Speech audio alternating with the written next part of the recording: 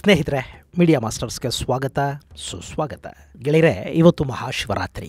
ಸನಾತನ ಪರಂಪರೆಯಲ್ಲಿ ಒಂದಷ್ಟು ರಾತ್ರಿಗಳಿಗೆ ವಿಶೇಷವಾದ ಮಹತ್ವ ಇದೆ. ಮೋಹರಾತ್ರಿ ಅಂದರೆ ಶ್ರೀಕೃಷ್ಣ ಹುಟ್ಟಿದ ಜನ್ಮಾಷ್ಟಮಿಯ ರಾತ್ರಿ. ಕಾಲರಾತ್ರಿ ಅಂದರೆ ದೀಪಾವಳಿ ಹಬ್ಬವನ್ನು ಆಚರಿಸುವ ರಾತ್ರಿ. ದಾರುಣ ರಾತ್ರಿ ಅಂದರೆ ಕಾಮದಹನ ಮಾಡಿದ ಹೋಳಿ ಹಬ್ಬದ ರಾತ್ರಿ. ನವರಾತ್ರಿ ಅದು ನಿಮಗೆ ಗೊತ್ತೇ ಇದೆ. ಇನ್ನು ಕಡೆಯದಾಗಿ ಅಹೋರಾತ್ರಿ ಅಂದರೆ ಹಗಲು ಮತ್ತು ರಾತ್ರಿಗಳನ್ನು ಏಕ ಮಾಡಿ ದೈವ ಆರಾಧನೆಯಲ್ಲಿ ಸಚ್ಚಿಂತನೆಯಲ್ಲಿ ನಮ್ಮನ್ನು ನಾವು ತೊಡಗಿಸಿಕೊಳ್ಳುವ ಈ ಶಿವರಾತ್ರಿ. ಉಳಿದೆಲ್ಲ ರಾತ್ರಿಗಳ ಬಗ್ಗೆ ಸಾಕಷ್ಟು ಜನಕ್ಕೆ ಗೊತ್ತಿಲ್ಲದೆ ಇರಬಹುದು, ಆದರೆ ಶಿವರಾತ್ರಿಯ ಬಗ್ಗೆ ಗೊತ್ತಿಲ್ಲದವರಂತೂ ಇಲ್ಲ. ಇವತ್ತು ಜಗತ್ತಿನ ನಾನಾ ಕಡೆಗಳಲ್ಲಿರುವ ಸನಾತನಿಗಳು ಆದಿದೈವ ಶಿವನನ್ನು ಆರಾಧಿಸ್ತಾರೆ. ಭಾರತದ ಮತ್ತು ವಿದೇಶಗಳಲ್ಲಿನ ಎಲ್ಲ ಶಿವ ದೇವಾಲಯಗಳಲ್ಲೂ ಕೂಡ ಇವತ್ತು ಮಹಾಶಿವನ ಆರಾಧನೆ ಅಹೋರಾತ್ರಿ ನಡೆಯುತ್ತೆ. ಕೆಲವರು ಶಿವರಾತ್ರಿಯನ್ನು ಉಪವಾಸದ ಜೊತೆ ಆಚರಿಸಿದರೆ ಮತ್ತೆ ಕೆಲವರು ಭೂರಿ ಭೋಜನದ ಜೊತೆ ಆಚರಿಸ್ತಾರೆ. ಬಹುಶಃ ನೀವು ಕೂಡ ಶಿವರಾತ್ರಿಯ ಸಂಭ್ರಮದಲ್ಲಿ ಭಾಗಿಯಾಗಿರ್ತೀರಿ. ನಿಮಗೆ ನಿಮ್ಮ ಕುಟುಂಬದ ಸದಸ್ಯರಿಗೆ ಆ ಆದಿದೈವದ ಕೃಪೆ ಸಿಗಲಿ ಅಂತ ಹಾರೈಸ್ತಾ ಶಿವರಾತ್ರಿಯ ಪ್ರಯುಕ್ತ ಶಿವನ ಹಲವು ರೂಪಗಳ ಬಗ್ಗೆ ಒಂದಷ್ಟು ಮಾಹಿತಿಯನ್ನು ನಾನು ನಿಮ್ಮ ಮುಂದಿಡೋ ಪ್ರಯತ್ನವನ್ನು ಮಾಡ್ತೀನಿ. ತ್ರಿದಳಂ ತ್ರಿಗುಣಾಕಾರಂ ತ್ರಿನೇತ್ರಂಚ ತ್ರಿಯಾಯುಧಂ ತ್ರಿಜನ್ಮ ಪಾಪ ಸಂಹಾರಂ ಏಕಬಿಲ್ವಂ ಶಿವಾರ್ಪಣಂ. ಹೀಗೆ ಒಂದೇ ಒಂದು ಬಿಲ್ವಪತ್ರೆಯನ್ನ ಅರ್ಪಿಸಿದ್ರೂ ಕೂಡ ಭಕ್ತರ ಕರೆಗೆ ಓಗೊಡುವ ಭಕ್ತವತ್ಸಲನನ್ನ ಪ್ರೀತಿಸದ ಆರಾಧಿಸದ ಸನಾತನಿಗಳು ತುಂಬಾನೇ ಕಡಿಮೆ. ಗೆಳೆಯರೆ, ಶಿವ ನಿರಾಮಯ ನಿರಾಕಾರಿ, ಅವನು ಭೂಲೋಕದ ದೈವ. ಇವತ್ತು ಬ್ರಹ್ಮಲೋಕದಲ್ಲಿರ್ತಾನೆ ಅಂತ ಹೇಳ್ತಾರೆ, ವೈಕುಂಠದಲ್ಲಿ ಮಹಾವಿಷ್ಣು ನೆಲೆಸಿದ್ದಾನೆ ಅಂತ ಹೇಳ್ತಾರೆ. ಆದರೆ ಶಿವ ನೆಲೆಗೊಂಡಿರೋದು ನಮ್ಮ ಭೂಲೋಕದ ಕೈಲಾಸ ಪರ್ವತದ ಮೇಲೆ. ಹೀಗಾಗಿ ಶಿವನನ್ನ ಭೂಲೋಕದ ದೈವ ಅಂತ ಕರೆಯೋದು. ಇನ್ನು ಜಗತ್ತಿನ ಅತಿ ಎತ್ತರದ ಪರ್ವತ ಮೌಂಟ್ ಎವರೆಸ್ಟ್ ಅನ್ನ ಹತ್ತೋದಕ್ಕೆ ಶಕ್ತನಾಗಿರೋ ಮನುಷ್ಯನಿಗೆ ಅದಕ್ಕಿಂತಲೂ ಕಡಿಮೆ ಎತ್ತರದಲ್ಲಿರುವ ಕೈಲಾಸ ಪರ್ವತವನ್ನು ಹತ್ತೋದಕ್ಕೆ ಇದುವರೆಗೆ ಸಾಧ್ಯ ಆಗಿಲ್ಲ. ಇದು ಶಿವನ ಶಕ್ತಿ ಅಂತ ಹೇಳ್ತಾರೆ. ಇವತ್ತು ಭಾರತದಲ್ಲಿ ದಕ್ಷಿಣದಿಂದ ಉತ್ತರದವರೆಗೆ ಪೂರ್ವದಿಂದ ಪಶ್ಚಿಮದವರೆಗೆ ಶಿವನ ಆಲಯಗಳು ಎಲ್ಲೆಲ್ಲೂ ನಮಗೆ ನೋಡೋದಕ್ಕೆ ಸಿಗುತ್ತವೆ. ಅದರಲ್ಲೂ ಪ್ರಮುಖವಾಗಿ ಬೃಹದೇಶ್ವರ, ರಾಜರಾಜೇಶ್ವರ, ಅರುಣಾಚಲೇಶ್ವರ, ಸುಂದರೇಶ್ವರ, ಕಾಳಹಸ್ತೇಶ್ವರ, ರಾಮೇಶ್ವರ, ಮಲ್ಲಿಕಾರ್ಜುನ, ಮಂಜುನಾಥ, ಗಂಗಾಧರೇಶ್ವರ, ಭೀಮಾಶಂಕರ, ತ್ರಯಂಬಕೇಶ್ವರ, ಕೃಷ್ಣೇಶ್ವರ, ಸೋಮನಾಥ, ಮಹಾಕಾಲ, ಓಂಕಾರೇಶ್ವರ, ನಾಗೇಶ್ವರ, ವೈದ್ಯನಾಥೇಶ್ವರ, ವಿಶ್ವೇಶ್ವರ, ಕೇದಾರೇಶ್ವರ. ಹೀಗೆ ಭಾರತದ ಮಣ್ಣಲ್ಲಿ ಶಿವನನ್ನ ನಾನಾ ಹೆಸರುಗಳಿಂದ ನಾನಾ ರೀತಿಯಲ್ಲಿ ಆರಾಧನೆ ಮಾಡಲಾಗುತ್ತೆ. ಇಲ್ಲೆಲ್ಲ ಶಿವಲಿಂಗಗಳನ್ನು ಪೂಜಿಸ್ತಾ ಶಿವನ ಆರಾಧನೆಯನ್ನು ಮಾಡ್ತಾರೆ. ಹಾಗೇನೆ ನಮ್ಮ ಸನಾತನ ಪರಂಪರೆಯಲ್ಲಿ ಹೇಗೆ ಮಹಾವಿಷ್ಣು 10 ಅವತಾರಗಳನ್ನು ಎತ್ತಿದ ಕಥೆಗಳಿವೆಯೋ ಹಾಗೆ ಶಿವ ಕೂಡ ಒಂದಷ್ಟು ಅವತಾರಗಳನ್ನು ತಾಳಿದಾನೆ. ದುಷ್ಟ ಸಂಹಾರಕ್ಕಾಗಿ, ಜಗತ್ತಿಗೊಂದು ಪಾಠ ಕಲಿಸೋದಕ್ಕಾಗಿ ಶಿವ ಕೂಡ ಒಂದಷ್ಟು ಅವತಾರಗಳಲ್ಲಿ ಕಾಣಿಸಿಕೊಂಡಿದ್ದಾನೆ ಅಂತ ಹೇಳ್ತಾರೆ. ಆದರೆ ಆ ಶಿವನ ಅಂಶಗಳ ಬಗ್ಗೆ ಸಾಕಷ್ಟು ಜನಕ್ಕೆ ಗೊತ್ತಿರುವುದು ಕಡಿಮೆ. ಅಂಥ ಕೆಲ ಶಿವಾವತಾರಗಳ ಬಗ್ಗೆ ಮತ್ತು ಅದಕ್ಕೆ ಕಾರಣಗಳ ಬಗ್ಗೆ ಒಂದಷ್ಟು ಮಾಹಿತಿಯನ್ನ ನಾನಿಲ್ಲಿ ನಿಮಗೆ ಕೊಡೋ ಪ್ರಯತ್ನವನ್ನು ಮಾಡ್ತಾ ಇದ್ದೀನಿ.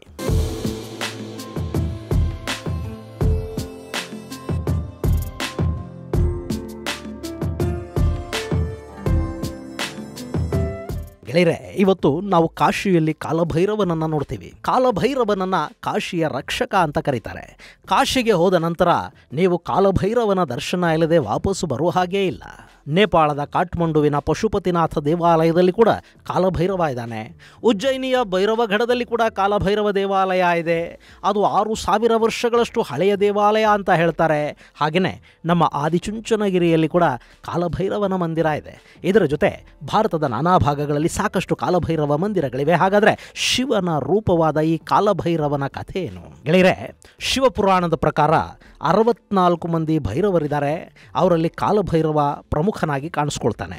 ಕಪ್ಪು ಶ್ವಾನದ ಜೊತೆಯಲ್ಲಿ ಕಾಣಿಸಿಕೊಳ್ಳುವ ಕಾಲಭೈರವ ಕಪ್ಪು ಬಣ್ಣ, 3 ಕಣ್ಣುಗಳು, ಕೊರಳಿಗೆ ತಲೆಬುರುಡೆಗಳ ಮಾಲೆ, ಒಂದು ಕೈಯಲ್ಲಿ ತ್ರಿಶೂಲ, ಮತ್ತೊಂದು ಕೈಯಲ್ಲಿ ಕಪಾಲವನ್ನು ಹಿಡಿದಿರುವ ರೂಪದಲ್ಲಿ ಕಾಣಿಸ್ಕೊಳ್ತಾನೆ. ಇಲ್ಲಿ ಭೈರವ ಪದದ ಅರ್ಥ ಭ ಅಂದರೆ ಸೃಷ್ಟಿ, ರ ಅಂದರೆ ರಕ್ಷಣೆ, ವಾ ಅಂದರೆ ವಿನಾಶ ಅಂತ ಹೇಳ್ತಾರೆ.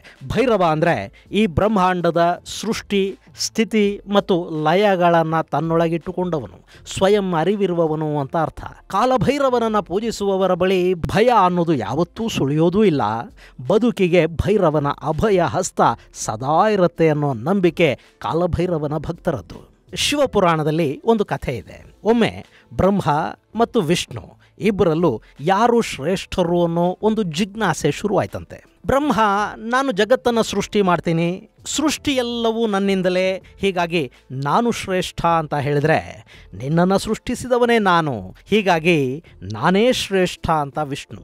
ಈ ಜಗಳ ಪರಮೇಶ್ವರನ ಬಳಿಗೆ ಬಂತು. ಆಗ ಮಹಾಶಿವ ಜ್ಯೋತಿರ್ಲಿಂಗದ ರೂಪವನ್ನು ತಾಳಿ ಯಾರು ಈ ಜ್ಯೋತಿರ್ಲಿಂಗದ ಆದಿ ಮತ್ತು ಅಂತ್ಯಗಳನ್ನು ಮೊದಲು ಕಂಡು ಬರ್ತಾರೋ ಅವರೇ ಶ್ರೇಷ್ಠ ಅಂತ ಹೇಳಿದ್ನಂತೆ. ಸರಿ, ಬ್ರಹ್ಮ ಆ ಜ್ಯೋತಿರ್ಲಿಂಗದ ಅಂತ್ಯವನ್ನು ಹುಡುಕ್ತಾ ಊರ್ಧ್ವಮುಖಿಯಾಗಿ ಮೇಲಕ್ಕೆ ಹೋದ.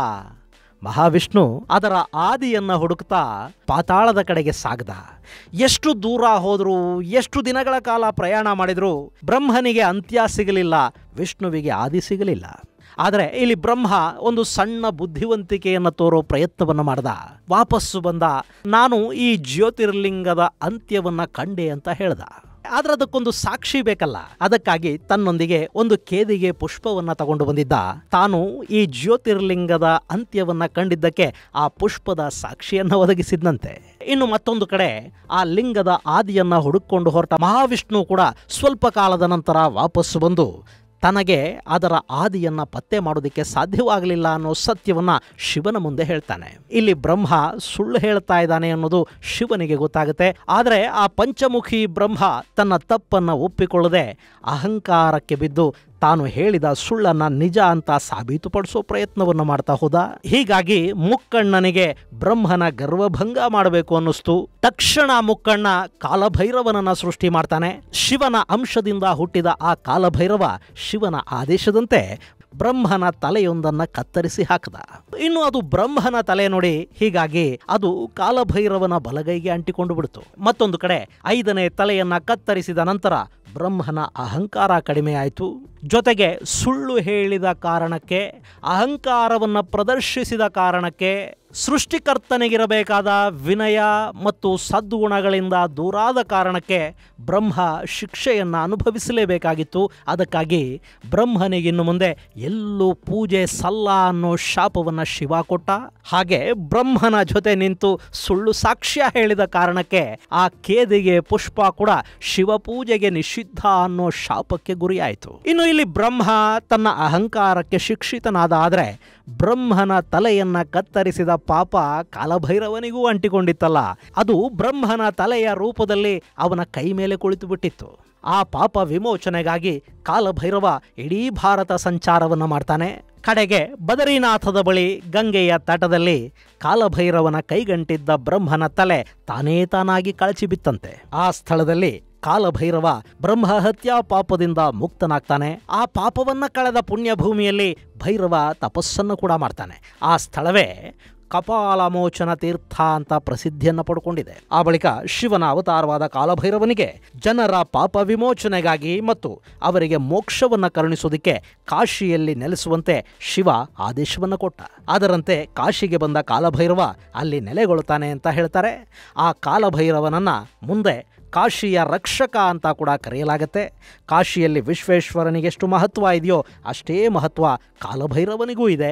ಕಾಲಭೈರವ ಕಾಶಿಯ ಕಾವಲುಗಾರನಂತೆ ಕೆಲಸ ಮಾಡ್ತಾ ಇದ್ದಾನೆ. ಇದೇ ಕಾಶಿಯಲ್ಲೇ ಆದಿಶಂಕರಾಚಾರ್ಯರು ದೇವರಾಜ ಸೇವ್ಯಮಾನ ಪಾವನಾಂಘ್ರಿ ಪಂಕಜಂ ವ್ಯಾಲ ಯಜ್ಞ ಸೂತ್ರಮಿಂದು ಶೇಖರಂ ಕೃಪಾಕರಂ ಅನ್ನೋ ಕಾಲಭೈರವ ಅಷ್ಟಕವನ್ನು ಬರೆದದ್ದು.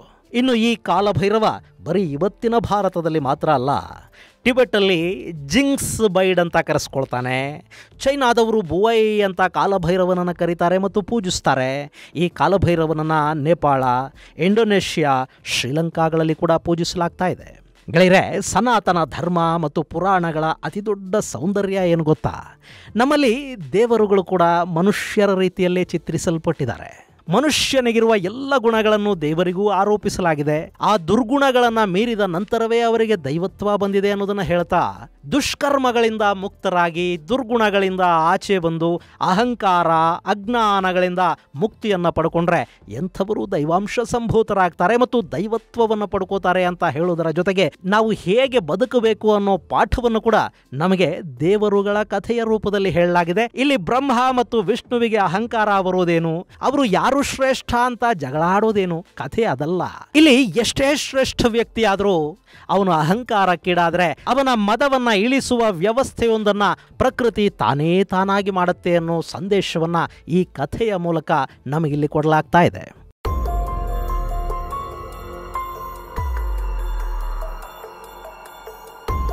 ಇನ್ನು ಶಿವನ ಮತ್ತೊಂದು ಅವತಾರ ವೀರಭದ್ರ. ನಮ್ಮ ಪುರಾಣಗಳಲ್ಲಿ ಹೇಳಿರೋ ಹಾಗೆ ವೀರಭದ್ರನ ಅವತಾರ ಆಗಿದ್ದೇ ವಿಶೇಷ ಸಂದರ್ಭದಲ್ಲಿ. ಸ್ನೇಹಿತರೆ, ಶಿವಪುರಾಣದ ಕಥೆಯಂತೆ ಮಹಾಶಿವನ ಪತ್ನಿ ಸತೀದೇವಿ ದಕ್ಷರಾಜ ಪ್ರಜಾಪತಿಯ ಪುತ್ರಿ. ಕೈಲಾಸವಾಸಿಯಾಗಿದ್ದ ಶಿವನನ್ನ ಆಕೆ ಆರಾಧಿಸೋದಕ್ಕೆ ಶುರು ಮಾಡ್ತಾಳೆ, ಪ್ರೀತಿಸೋದಕ್ಕೆ ಶುರು ಮಾಡ್ತಾಳೆ, ಶಿವನನ್ನೇ ವಿವಾಹವಾಗಬೇಕು ಅಂತ ಚಿಕ್ಕಂದಿನಿಂದ ಬಯಸೋದಕ್ಕೆ ಶುರು ಮಾಡ್ತಾಳೆ. ಈ ಸತಿ ರಾಜಕುಮಾರಿ. ಪ್ರಜಾಪತಿ ದಕ್ಷ ಸಮಸ್ತ ಭೂಮಂಡಲವನ್ನು ಆಳ್ತಾ ಇದ್ದವನು. ಅಂಥವನ ಮಗಳು ಸತಿ ಸ್ಮಶಾನವಾಸಿಯನ್ನ, ಚರ್ಮಾಂಬರನನ್ನ, ಭಸ್ಮವನ್ನ ಮೈಗೆ ಒಳಕೊಂಡ ಕಡುಬಡವನನ್ನ ಪ್ರೀತಿಸೋದಕ್ಕೆ ಶುರು ಮಾಡಿದ್ದು ಆ ಮಹಾರಾಜನಿಗೆ ಇಷ್ಟ ಆಗಲಿಲ್ಲ. ಸಹಜ ಅಲ್ವಾ? ಇವತ್ತು ಹಾಗೆ ಅಲ್ವೇ? ಗುಣಕ್ಕಿಂತ ಹಣಕ್ಕೆ ಮಹತ್ವ ಹೆಚ್ಚು. ಯಾವ ಶ್ರೀಮಂತನೂ ಕೂಡ ಕಡುಬಡವನ ಮನೆಗೆ ತನ್ನ ಮಗಳನ್ನ ಕೊಡಬೇಕು ಅಂದ್ಕೊಳ್ಳೋದಿಲ್ಲ, ಕಡುಬಡವನ ಮನೆಯಿಂದ ಸೊಸೆಯನ್ನ ತರಬೇಕು ಅಂದ್ಕೊಳ್ಳೋದೂ ಇಲ್ಲ. ಅವತ್ತು ಕೂಡ ಹಾಗೆ ಆಯ್ತು. ದಕ್ಷ ಪ್ರಜಾಪತಿಗೆ ಗಣಗಳ ನಡುವೆ ವಾಸಿಸುವ ಈ ಚರ್ಮಾಂಬರನಿಗೆ ತನ್ನ ಸುಂದರ ಸುಕೋಮಲ ಮಗಳನ್ನ ಕೊಡೋದಿಕ್ಕೆ ಇಷ್ಟ ಆಗಲಿಲ್ಲ. ಆದ್ರೆ ಸತಿ ಹಠ ಹಿಡಿದ್ಲು. ನಾನು ಶಿವನನ್ನಲ್ಲದೆ ಮತ್ತಿನ್ಯಾರನ್ನು ವರಿಸೋದಿಕ್ಕೆ ಸಾಧ್ಯವೇ ಇಲ್ಲ ಅಂತ ಕೂತ್ಲು. ಕಡೆಗೆ ಬೇರೆ ದಾರಿ ಕಾಣದೆ ಪ್ರಜಾಪತಿ ತನ್ನ ಮಗಳನ್ನ ಈ ಭೋಲೇನಾಥನಿಗೆ ಕೊಟ್ಟ. ಸತಿ ಅರಮನೆಯಿಂದ ಕೈಲಾಸವನ್ನ ಸೇರಿದ್ಲು. ಹೀಗಿರುವಾಗಲೇ ಒಮ್ಮೆ ರಾಜ ದಕ್ಷ ಪ್ರಜಾಪತಿ ಮಹಾಯಜ್ಞವೊಂದನ್ನು ನಡೆಸುವುದಕ್ಕೆ ಸಿದ್ಧತೆಗಳನ್ನು ಮಾಡಿಕೊಂಡ. ಇದಕ್ಕೆ ತನ್ನ ಪುತ್ರಿಯರನ್ನ, ಅಳಿಯಂದಿರನ್ನ ಆಹ್ವಾನಿಸಿದ. ದೇವಾನುದೇವತೆಗಳು, ಋಷಿಮುನಿಗಳಿಗೆ ಆಹ್ವಾನವನ್ನು ಕೊಟ್ಟ. ಬ್ರಹ್ಮ ಮತ್ತು ವಿಷ್ಣು ಇಬ್ಬರನ್ನೂ ಕರೆದ. ಆದರೆ ಕೈಲಾಸವಾಸಿ ಶಿವ ಮತ್ತು ಸತಿಯನ್ನ ಮಾತ್ರ ಆ ಮಹಾಯಜ್ಞದ ಸಂಭ್ರಮಕ್ಕೆ ಆಹ್ವಾನಿಸುವ ಗೋಜಿಗೆ ಹೋಗಲಿಲ್ಲ. ವಿಷಯ ಸತಿಗೆ ತಿಳಿತು. ತನ್ನ ತವರಲ್ಲಿ ಒಂದು ದೊಡ್ಡ ಯಜ್ಞ ನಡೀತಾ ಇದೆ. ಎಷ್ಟೇ ಆದರೂ ಹೆಣ್ಣು ಮಕ್ಕಳಿಗೆ ತವರಿನ ಮೇಲೆ ಪ್ರೀತಿ ಹೆಚ್ಚು. ಹೀಗಾಗಿ ಸತೀದೇವಿಯ ಮನಸ್ಸು ದಕ್ಷ ಪ್ರಜಾಪತಿಯ ಮಹಾಯಜ್ಞದಲ್ಲಿ ಲೀನವಾಗಿತ್ತು. ಆದರೆ ಅಲ್ಲಿಗೆ ಹೋಗಿ ಬರ್ತೀನಿ ಅಂತ ತನ್ನ ಪತಿ ಪರಮೇಶ್ವರನನ್ನ ಕೇಳೋದಕ್ಕೆ ಏನೋ ಮುಜುಗರ, ಏನೋ ಸಂಕಟ. ಯಾಕೆಂದ್ರೆ ಅಲ್ಲಿ ಆಹ್ವಾನ ಇಲ್ಲ. ಆದರೆ ಅವನು ಪರಮೇಶ್ವರ, ಇಡೀ ಜಗತ್ತಿನ ಸಂಕಟಗಳನ್ನು ಅರ್ಥ ಮಾಡಿಕೊಳ್ಳುವ ಶಕ್ತಿ ಇರುವವನು. ಅಂಥವನಿಗೆ ತನ್ನ ಪತ್ನಿಯ ಮನಸ್ಸರ್ಥವಾಗದೆ ಶಿವ ದಕ್ಷನ ಯಜ್ಞಕ್ಕೆ ಹೋಗುವುದಾದರೆ ಹೋಗು ಅಂತ ತನ್ನ ಪತ್ನಿ ಸತೀದೇವಿಗೆ ಹೇಳ್ದ. ಆಕೆ ಪರಮಾನಂದದಿಂದ ತವರಿಗೆ ಬರ್ತಾಳೆ. ಅಲ್ಲಿ ಸಕಲ ಸಂಭ್ರಮಗಳು ನಡೀತಾ ಇವೆ. ಹಾಗೆ ಬಂದ ಸತಿ ದಕ್ಷನ ಮುಂದೆ ನಿಂತು ತನ್ನ ಪತಿ ಪರಮೇಶ್ವರನಿಗೆ ಈ ಮಹಾಯಜ್ಞಕ್ಕೆ ಆಹ್ವಾನವನ್ನ ಯಾಕೆ ಕೊಟ್ಟಿಲ್ಲ ಅಂತ ಕೇಳ್ತಾಳೆ. ಅಲ್ಲಿ ಕೂಡ ದಕ್ಷ ಪ್ರಜಾಪತಿ ಅಹಂಕಾರವನ್ನ ತೋರ್ತಾನೆ. ಪರಮೇಶ್ವರನನ್ನ ಅವಮಾನಿಸುವ ಮಾತುಗಳನ್ನಾಡೋದಕ್ಕೆ ಶುರು ಮಾಡ್ತಾನೆ. ಶಿವನಿಂದೆಯನ್ನ ತಾಳಲಾರದೆ ಆ ಸತಿ ದೇವಿ ಯಜ್ಞಕುಂಡಕ್ಕೆ ಬಿದ್ದು ತನ್ನನ್ನು ತಾನು ಆಹುತಿ ಮಾಡಿಕೊಂಡು ಬಿಡ್ತಾಳೆ. ದಕ್ಷನ ಯಜ್ಞ ಸಭೆಯಲ್ಲಾದ ಈ ಅವಮಾನದ ವಿಷಯ ಪರಮೇಶ್ವರನಿಗೆ ಗೊತ್ತಾಯಿತು. ಪರಮೇಶ್ವರ ಕೆಂಡಾಮಂಡಲನಾದ. ದಕ್ಷ ಪ್ರಜಾಪತಿಗೆ ಪಾಠ ಕಲಿಸೋದಕ್ಕೆ ವೀರಭದ್ರನನ್ನ ಸೃಷ್ಟಿ ಮಾಡಿ ಗಣಗಳ ಸೇನೆಯ ಸಮೇತ ಅವನನ್ನ ಅಲ್ಲಿಗೆ ಕಳುಹಿಸಿಕೊಟ್ಟ. ದಕ್ಷನ ಯಜ್ಞ ಮಂಟಪಕ್ಕೆ ಬಂದ ವೀರಭದ್ರನ ರೌದ್ರ ಅವತಾರಕ್ಕೆ ಮುಲ್ಲೋಕಗಳು ನಡುಗೋದಿಕ್ಕೆ ಶುರು ಮಾಡಿದ್ವು. ಪ್ರಜಾಪತಿಯ ಸಮಸ್ತ ಸೈನ್ಯವನ್ನ ವೀರಭದ್ರ ಹೊಸಕ್ಕಿ ಹಾಕಿಬಿಟ್ಟ. ಇನ್ನು ದಕ್ಷ ಪ್ರಜಾಪತಿಯ ತಲೆಯನ್ನ ಕತ್ತರಿಸಬೇಕು. ಅಷ್ಟೊತ್ತಿಗೆ ಈ ಯಜ್ಞ ವಿಷ್ಣುವಿಗೆ ಅರ್ಪಿತವಾಗಿದೆ ಅಂದುಬಿಟ್ಟ ಪ್ರಜಾಪತಿ ದಕ್ಷ. ಒಂದು ಕಾರ್ಯ ಮಹಾವಿಷ್ಣುವಿಗೆ ಅರ್ಪಿತವಾದ ನಂತರ ಅದನ್ನು ಪೂರ್ಣಗೊಳಿಸಲೇಬೇಕು. ಅದು ಪೂರ್ಣವಾಗದೆ ಅದರ ಕರ್ತೃವನ್ನು ಕೊಲ್ಲೋದಿಕ್ಕೆ ಹೇಗೆ ಸಾಧ್ಯ? ಆ ಕೂಡಲೇ ವೀರಭದ್ರ ಕೂಡ ಮತ್ತೊಂದು ಸಂಕಲ್ಪವನ್ನ ಮಾಡ್ದ. ಮಹಾವಿಷ್ಣುವಿಗೆ ಅರ್ಪಿತವಾದ ಈ ಮಹಾಯಜ್ಞಕ್ಕೆ ದಕ್ಷ ಪ್ರಜಾಪತಿಯೇ ಆಹುತಿ ಅಂತ ಹೇಳಿ ದಕ್ಷನ ತಲೆಯನ್ನ ಕತ್ತರಿಸಿ ಆ ಯಜ್ಞಕುಂಡಕ್ಕೆ ಹಾಕೇ ಬಿಟ್ಟ. ಅಲ್ಲಿ ಸಮಸ್ತ ಭೂಮಂಡಲವನ್ನ ಆಳೋದಿಕ್ಕೆ ಅಂತಲೇ ಸೃಷ್ಟಿಸಲ್ಪಟ್ಟಿದ್ದ ದಕ್ಷ ಯಜ್ಞಕುಂಡಕ್ಕೆ ಆಹುತಿಯಾಗಿ ಹೋಗಿದ್ದ. ಪರಮೇಶ್ವರನ ಕೋಪ ಇನ್ನೂ ಕಡಿಮೆಯಾಗಿರಲಿಲ್ಲ. ವೀರಭದ್ರ ಇಡೀ ಜಗತ್ತನ್ನ ನಾಶ ಮಾಡುವ ಹಾಗೆ ರೌದ್ರಾವತಾರವನ್ನ ತಾಳಿ ರಣಕೇಕೆಗಳನ್ನ ಹಾಕ್ತಾ ಇದ್ದ. ಇನ್ನೆಲ್ಲಿ ಜಗತ್ತು ವಿನಾಶದ ಅಂಚಿಗೆ ಹೋಗಿಬಿಟ್ಟಿತ್ತು ಅಂತ ಬ್ರಹ್ಮಾದಿ ದೇವತೆಗಳಲ್ಲಿಗೆ ಓಡೋಡಿ ಬಂದ್ರು. ಮಹಾವಿಷ್ಣು ಗರುಡಾರೂಢನಾಗಿ ಬಂದ. ಶಿವನನ್ನ ಶಾಂತಗೊಳಿಸುವ ಉದ್ದೇಶದಿಂದ ಅವರಲ್ಲಿಗೆ ಬಂದು ನೋಡ್ತಾರೆ. ಶಿವ ನಿರ್ಲಿಪ್ತನಾಗಿ ತಪೋನಿರತನಾಗಿದ್ದ. ಈ ದೇವಾನುದೇವತೆಗಳು ಶಿವನನ್ನ ಸ್ತುತಿಸಿದ್ರು. ದಕ್ಷನಿಗೆ ಮರುಜನ್ಮವನ್ನ ಪ್ರಸಾದಿಸೋದಕ್ಕೆ ಪ್ರಾರ್ಥನೆ ಮಾಡಿದ್ರು. ಅವನು ಪರಮೇಶ್ವರ, ಅವನಿಗೆ ರಾಗದ್ವೇಷಗಳಿಲ್ಲ, ಮೋಹಪಾಶಗಳಿಲ್ಲ. ಶಿವ ತಥಾಸ್ತು ಅಂದ. ಆಡಿನ ತಲೆಯೊಂದನ್ನ ತಂದು ಈ ಪ್ರಜಾಪತಿ ದಕ್ಷನ ದೇಹಕ್ಕೆ ಜೋಡಿಸಲಾಯಿತು. ಇನ್ನು ಶಿವನ ಆದೇಶದಂತೆ ವೀರಭದ್ರ ಕೂಡ ಶಾಂತನಾಗಿದ್ದ. ಗೆಳೆಯರೆ, ವೀರಭದ್ರನ ಅವತಾರ ಇದೆಯಲ್ಲ, ಇದು ನಮ್ಮೊಳಗಿನ ಅಹಂಕಾರವನ್ನ, ನಿರ್ಲಕ್ಷ್ಯದ ಭಾವವನ್ನ, ಯಾರನ್ನ ಬೇಕಾದರೂ ಧಿಕ್ಕರಿಸುವ ಉಡಾಫೆತನವನ್ನ ನಾಶ ಮಾಡುವ ಅವತಾರ. ಇನ್ನು ಈ ವೀರಭದ್ರನಿಗಾಗಿ ಕೂಡ ನಮ್ಮಲ್ಲಿ ಸಾಕಷ್ಟು ದೇವಾಲಯಗಳಿವೆ. ಆಂಧ್ರ ಪ್ರದೇಶದ ಅನಂತಪುರಂ ಜಿಲ್ಲೆಯಲ್ಲಿ ಲೇಪಾಕ್ಷಿಯಲ್ಲಿ ವೀರಭದ್ರನ ದೇವಾಲಯ ಇದೆ. ಕರ್ನಾಟಕದ ಬೆಳಗಾವಿ ಜಿಲ್ಲೆಯ ಯಡೂರಿನ ವೀರಭದ್ರ ದೇವಾಲಯ ಇದೆ. ಆಂಧ್ರ ಪ್ರದೇಶದ ರಾಯಚೋಟಿಯ ವೀರಭದ್ರ ದೇವಾಲಯ ತುಂಬಾನೇ ಹೆಸರುವಾಸಿಯಾಗಿದೆ ಕೂಡ. ಇದರ ಜೊತೆಗೆ ದಕ್ಷಿಣ ಭಾರತದಲ್ಲಿ ಸಾಕಷ್ಟು ಕಡೆಗಳಲ್ಲಿ ವೀರಭದ್ರನ ದೇವಾಲಯಗಳನ್ನು ನಾವು ನೋಡೋದಕ್ಕೆ ಸಾಧ್ಯ ಆಗುತ್ತೆ ಮತ್ತು ಲಕ್ಷಾಂತರ ಮಂದಿ ವೀರಭದ್ರನ ಒಕ್ಕಲಿನವರು ಕೂಡ ದಕ್ಷಿಣದಲ್ಲಿ ಕಂಡು ಬರ್ತಾರೆ.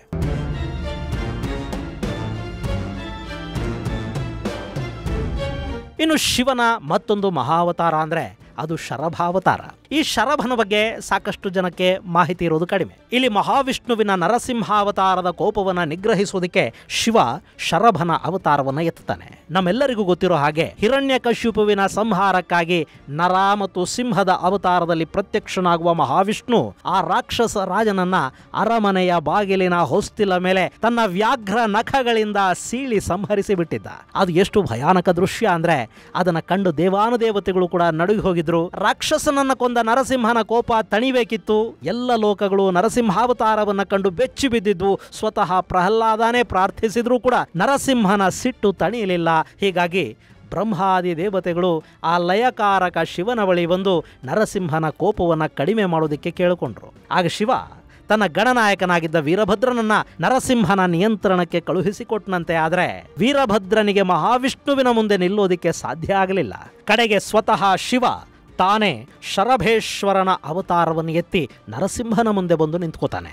ಶರಭ ಅನ್ನೋದು ಕಾಲ್ಪನಿಕ ಪ್ರಾಣಿ ಅಂತ ಹೇಳಲಾಗತ್ತೆ. ಆದರೆ ಶತಮಾನಗಳ ಹಿಂದೆ ನಿರ್ಮಾಣವಾಗಿರುವ ನಮ್ಮ ಅನೇಕ ದೇವಾಲಯಗಳಲ್ಲಿ ಶರಭೇಶ್ವರನ ಶಿಲ್ಪಗಳಿವೆ. ನೀವು ನಂಜನಗೂಡಿನ ದೇವಾಲಯಕ್ಕೆ ಹೋದ್ರೆ ಅಲ್ಲಿ ಕೂಡ ಶರಭಾವತಾರದ ವಿಗ್ರಹವನ್ನು ನೋಡೋದಕ್ಕೆ ಸಾಧ್ಯ ಆಗುತ್ತೆ. ಅಂಥ ಶರಭದ ಬಗ್ಗೆ ಸ್ಕಂದ ಪುರಾಣ ಮತ್ತು ಅಥರ್ವ ವೇದದಲ್ಲಿ ಒಂದಷ್ಟು ಉಲ್ಲೇಖಗಳು ನಮಗೆ ಸಿಗುತ್ತವೆ. ಇಲ್ಲಿ ಶರಭ 8 ಕಾಲುಗಳುಳ್ಳ ಸಿಂಹ, ಮನುಷ್ಯ ಮತ್ತು ಗರುಡ ಪಕ್ಷಿ 3 ಬಗೆಯ ಪ್ರಾಣಿಗಳು ಸೇರಿ ಸೃಷ್ಟಿಯಾದ ಭಯಾನಕ ಆಕೃತಿಯ ರೂಪ. ಹೀಗೆ ಶಿವನ ಶರಭ ರೂಪಕ್ಕೆ ಪ್ರತ್ಯಾಂಗಿರಾದೇವಿ ಮತ್ತು ಶೂಲಿನಿ ರೆಕ್ಕೆಗಳಾಗಿ ಸೇರ್ಕೋತಾರೆ. ಇಷ್ಟು ಬಲಿಷ್ಠವಾದ ಶರಭ ನರಸಿಂಹನನ್ನ ಎದುರುಗೊಳ್ಳುತ್ತೆ. ಶರಭದ ಶಕ್ತಿಯ ಮುಂದೆ ನರಸಿಂಹ ರೂಪಿ ಶರಣಾಗಬೇಕಾಗತ್ತೆ. ಹೀಗೆ ಶರಣಾದ ನರಸಿಂಹನ ಉಗ್ರ ರೂಪವನ್ನ ಶಿವ ತಾನು ಸ್ವೀಕಾರ ಮಾಡ್ತಾನೆ.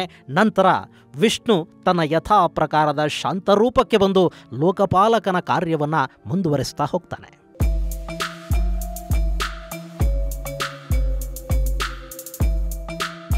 ಗೆಳೆಯರೆ, ಈ ಕತೆಗಳನ್ನು ಕೇಳುವಾಗ ನಮಗೆ ಇದು ಉತ್ಪ್ರೇಕ್ಷೆ ಅಂತಲೋ ಅತಿಶಯೋಕ್ತಿ ಅಂತಲೋ ಇದೊಂದು ಕಥೆ ಅಂತಲೋ ಏನು ಬೇಕಾದರೂ ಅನ್ನಿಸಬಹುದು. ಆದರೆ ನಮ್ಮ ಉಪನಿಷತ್ತುಗಳಲ್ಲಿ ಪುರಾಣಗಳಲ್ಲಿ ಕೇಳಿಬರುವ ಈ ಕಥೆಗಳಿವೆಯಲ್ಲ, ಇವುಗಳಲ್ಲಿ ಒಂದು ನೀತಿಯ ಪಾಠ ಕೂಡ ಇದೆ. ನಮ್ಮಲ್ಲಿ ಈ ಪುರಾಣಗಳನ್ನು ದೇವತೆಗಳ ಶ್ರೇಷ್ಠತೆಯನ್ನು ಹೇಳೋ ಕಾರಣಕ್ಕೆ ಅಥವಾ ನಮ್ಮಲ್ಲಿ ಭಕ್ತಿ ಹುಟ್ಲಿ ಅನ್ನೋ ಕಾರಣಕ್ಕೆ ಹೇಳಿದ್ದಲ್ಲ.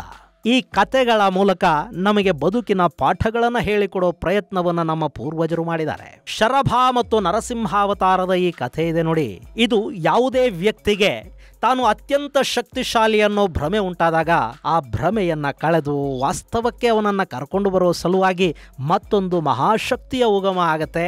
ಒಂದು ಶಕ್ತಿಯ ಅಂತ್ಯ ಮತ್ತೊಂದು ಶಕ್ತಿಯ ಉಗಮದೊಂದಿಗೆ ಆರಂಭವಾಗತ್ತೆ ಅನ್ನೋ ಮಹಾಸತ್ಯವೊಂದನ್ನ ನಮಗೆ ಅತ್ಯಂತ ಸರಳವಾಗಿ ಕಥೆಯ ರೂಪದಲ್ಲಿ ಹೇಳೋ ಪ್ರಯತ್ನವನ್ನ ಇಲ್ಲಿ ನಮ್ಮ ಹಿರಿಯರು ಮಾಡ್ತಾ ಹೋಗ್ತಾ ಇದ್ದಾರೆ. ಇನ್ನು ಶರಭಾವತಾರದಲ್ಲಿ ಬಂದ ಶಿವ ಮಹಾವಿಷ್ಣುವನ್ನ ಸೋಲಿಸಿಬಿಟ್ಟ ಅಂದ ಕೂಡಲೇ ಇಲ್ಲಿ ಶೈವ ಅಂದ್ರೆ ಶಿವ ಮತ್ತು ವಿಷ್ಣುವಿನ ನಡುವೆ ಒಂದು ಕಾಳಗ ನಡೀತು ಅಂತಲೋ, ದ್ವೇಷ ಆಯಿತು ಅಂತಲೋ, ಯುದ್ಧ ಆಯಿತು ಅಂತಲೋ ನಾವು ಅಂದುಕೊಂಡು ಬಿಟ್ರೆ ನಮಗಿಂತ ಮೂರ್ಖರು ಮುಠಾಳರು ಮತ್ಯಾರೂ ಇರೋದಕ್ಕೆ ಸಾಧ್ಯ ಇಲ್ಲ. ಯಾವತ್ತೂ ಕೂಡ ವಿಷ್ಣು ಮತ್ತು ಶಿವ ಬೇರೆ ಬೇರೆ ಅಂತ ಯಾರೂ ಎಲ್ಲೂ ಹೇಳೋದಿಕ್ಕೆ ಹೋಗಿಲ್ಲ. ಶಿವಾಯ ವಿಷ್ಣು ರೂಪಾಯ ಶಿವರೂಪಾಯ ವಿಷ್ಣುವೇ ಶಿವಶ್ಚ ಹೃದಯಂ ವಿಷ್ಣು ವಿಷ್ಣುಶ್ಚ ಹೃದಯಂ ಶಿವಂ ಅಂತ ಹೇಳೋ ಮೂಲಕ ಶಿವ ಮತ್ತು ವಿಷ್ಣು ಎರಡೂ ಒಂದೇ ಅಂತ ನಮ್ಮ ಎಲ್ಲ ಗ್ರಂಥಗಳು ಸಾರ್ತಾ ಹೋಗುತ್ತವೆ. ನಮ್ಮ ಎಲ್ಲ ಹಿರಿಯರೂ ಹೇಳಿರುವುದು ಇದೇ ಮಾತನ್ನೇ. ಗೆಳೆಯರೆ, ಇಲ್ಲಿ ಶಿವ ಮತ್ತು ವಿಷ್ಣುವಿನ ಅವತಾರಗಳ ಬಗ್ಗೆ ಹೇಳುವಾಗ ಸಾವಿರಾರು ಅವತಾರಗಳ ಕಥೆಯನ್ನ ಹೇಳ್ತಾ ಹೋಗ್ತಾರೆ. ಹನುಮನನ್ನ ಕೂಡ ಶಿವಾಂಶ ಸಂಭೂತ ಅಂತ ಕರಿತೀವಿ. ಕಿರಾತನ ವೇಷದಲ್ಲಿ ಶಿವ ಕಾಣಿಸ್ಕೊಂಡ ಕಾರಣ ಅದು ಕೂಡ ಶಿವನ ಮತ್ತೊಂದು ಅವತಾರ ಅಂತ ನಂಬಲಾಗುತ್ತೆ. ಇನ್ನು ಋಷಿ ದುರ್ವಾಸರದ್ದು ಶಿವನ ಅವತಾರವೇ ಅಂತ ಹೇಳಲಾಗುತ್ತೆ. ಪಿಪ್ಪಿಲಾದ ಮುನಿ, ನಂದಿ, ದ್ರೋಣಾಚಾರ್ಯರ ಪುತ್ರ ಚಿರಂಜೀವಿ ಅಶ್ವತ್ಥಾಮ ಕೂಡ ಶಿವಾವತಾರ ಅಂತ ನಂಬಲಾಗಿದೆ. ಹಾಗೆ ಆದಿಶಂಕರಾಚಾರ್ಯರನ್ನು ಕೂಡ ಶಿವಾಂಶ ಸಂಭೂತರು ಅಂತ ಹೇಳ್ತಾರೆ. ಇಲ್ಲಿ ಶಿವತತ್ವದ ಅರಿವಾದರೆ, ಅಹಂಕಾರದಿಂದ ನಾವು ಮುಕ್ತರಾದ್ರೆ, ಅರಿಷಡ್ವರ್ಗಗಳನ್ನ ಗೆಲ್ಲೋದಿಕ್ಕೆ ನಮಗೆ ಸಾಧ್ಯ ಆದ್ರೆ, ಸದ್ಗುಣಗಳನ್ನ ಬೆಳೆಸ್ಕೊಂಡ್ರೆ, ಸಚ್ಚಿಂತನೆಗಳು ನಮ್ಮಲ್ಲಿ ಅರಳೋದಿಕ್ಕೆ ಸಾಧ್ಯ ಆದ್ರೆ, ನಾನು, ನೀವು, ಅವರು, ಇವರು, ಈ ಜಗತ್ತಿನ ಪ್ರತಿಯೊಬ್ಬರೂ ಕೂಡ ಶಿವಾಂಶ ಸಂಭೂತರಲ್ಲದೆ ಮತ್ತಿನ್ಯಾರಾಗೋದಿಕ್ಕೆ ಸಾಧ್ಯ. ಗೆಳೆಯರೆ, ಈ ಮಹಾಶಿವರಾತ್ರಿ ಸಮಸ್ತ ಶಿವಾಂಶ ಸಂಭೂತರಿಗೆ, ಯಾರೆಲ್ಲರ ಹೃದಯದಲ್ಲಿ ಆ ಆದಿದೈವ ನೆಲೆ ನಿಂತಿದ್ದಾನೋ ಅವರೆಲ್ಲರಿಗೂ ಶುಭವನ್ನುಂಟು ಮಾಡಲಿ. ಯಾರ ಹೃದಯ ಇನ್ನು ಶಿವತತ್ವದ ಕಡೆಗೆ ಆಕರ್ಷಿತಗೊಂಡಿಲ್ವೋ ಅವರು ಕೂಡ ಆ ಪರಮೇಶ್ವರನ ದಿವ್ಯ ಗುಣಗಳನ್ನು ಅರಿತು ಇಡೀ ಲೋಕವನ್ನ ಪ್ರೀತಿಸುವ ಗುಣವನ್ನು ಬೆಳೆಸ್ಕೊಳ್ಳಿ ಅಂತ ಆಶಿಸ್ತಾ ಶಿವರಾತ್ರಿಯ ಶುಭಾಶಯಗಳ ಜೊತೆ ಈ ಸಂಚಿಕೆಯನ್ನು ಮುಗಿಸ್ತೀನಿ. ಮುಂದಿನ ಸಂಚಿಕೆಯಲ್ಲಿ ಮತ್ತಷ್ಟು ವಿಶೇಷಗಳ ಜೊತೆ ಮತ್ತೆ ಭೇಟಿಯಾಗೋಣ. ಅಲ್ಲಿವರೆಗೆ ಜೈ ಹಿಂದ್, ಜೈ ಕರ್ನಾಟಕ.